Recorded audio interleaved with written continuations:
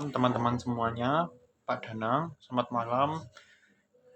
Saya Evan Kristianto dari kelas D3 Perhotelan, kelas 2 D3 Perhotelan. Di sini saya akan menjelaskan tentang materi Room Division 6. Bisa dimulai. Kebijakan overbooking adalah suatu kebijakan yang menerapkan penerapan pemesanan kamar lebih banyak dari jumlah kamar tersedia, disebabkan sering terjadinya no-show atau pembatalan tanpa pemberitahuan. Contoh, hotel dengan 100 kamar, 20 akan dijual kepada walk-in guest, sedangkan 80 akan dijual kepada reservation guest. Dari data tersedia sebanyak 10% sampai 15% adalah no-show. Berdasarkan perhitungan tersebut, diterapkanlah 80 plus 10% atau 92 kamar, 80 plus 15%. Dengan demikian akan terjadi no-show 10 sampai dengan 15%. Bisa dipertahankan sebanyak 80 kamar. Kebijakan ini mempunyai risiko yang sangat amat tinggi. Jika semua pemesanan datang, maka akan kekurangan sebanyak 8 sampai dengan 12 kamar. Risiko ini harus diantisipasi sebelumnya. Lalu kita lanjutkan dengan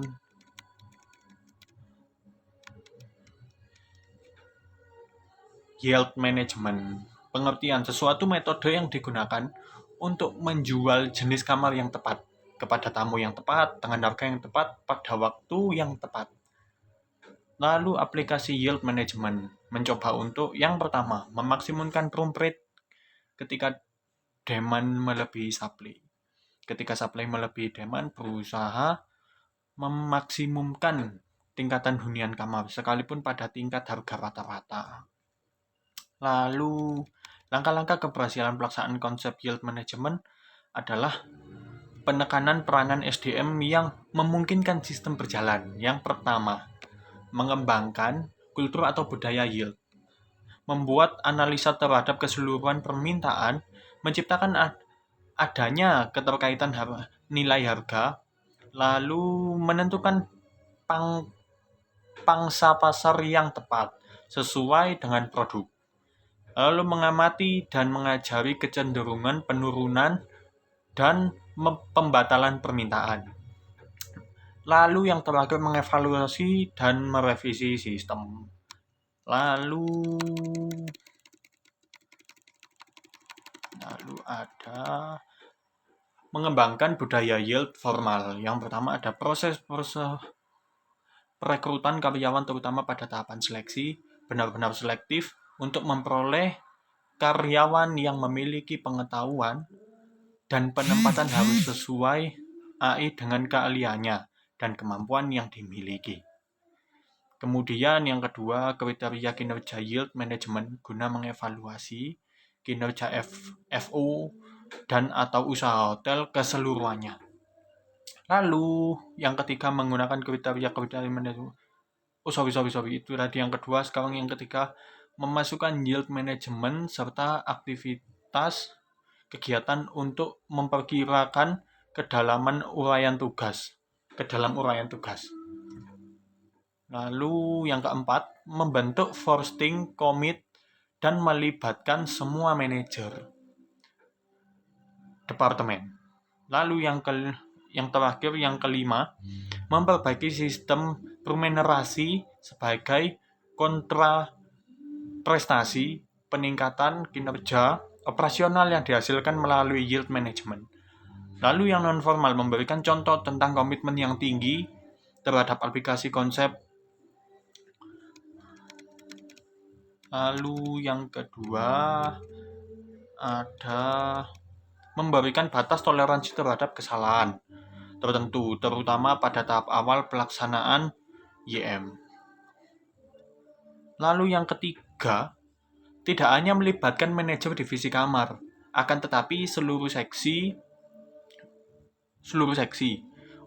Yang keempat, usahakan dalam pelaksanaan konsep YM, segala sesuatu menjadi sederhana dan mudah dimengerti.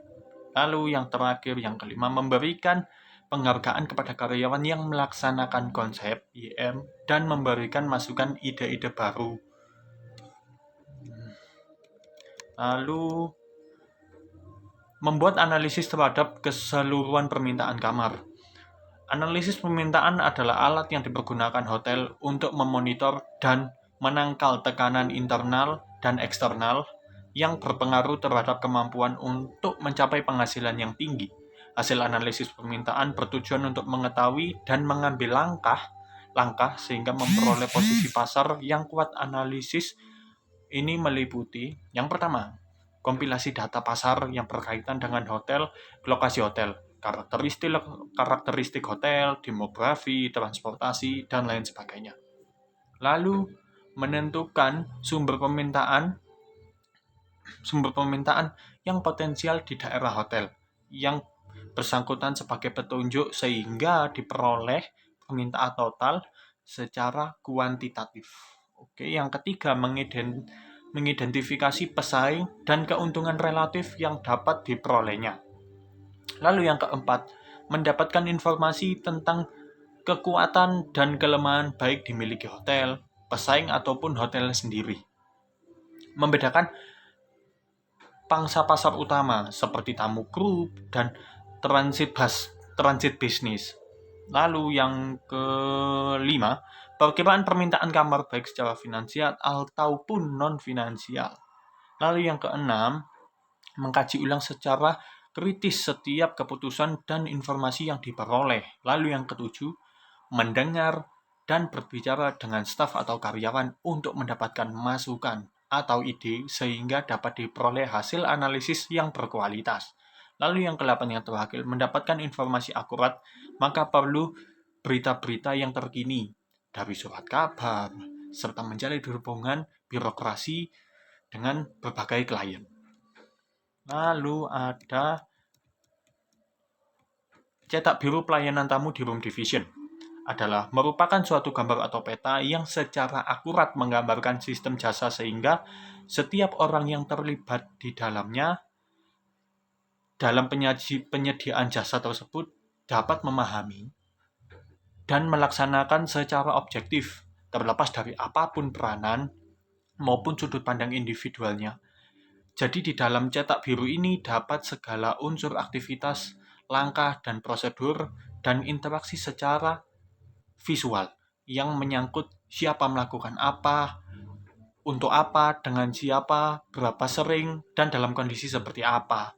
Lalu tujuan yang terakhir, agar setiap petugas dapat mengetahui tahapan-tahapan kegiatan mana yang merupakan kegiatan kritis dan kegiatan-kegiatan di mana tamu harus menunggu, serta kegiatan-kegiatan yang merupakan kegiatan pengambilan keputusan oleh pelaksana pelayanan.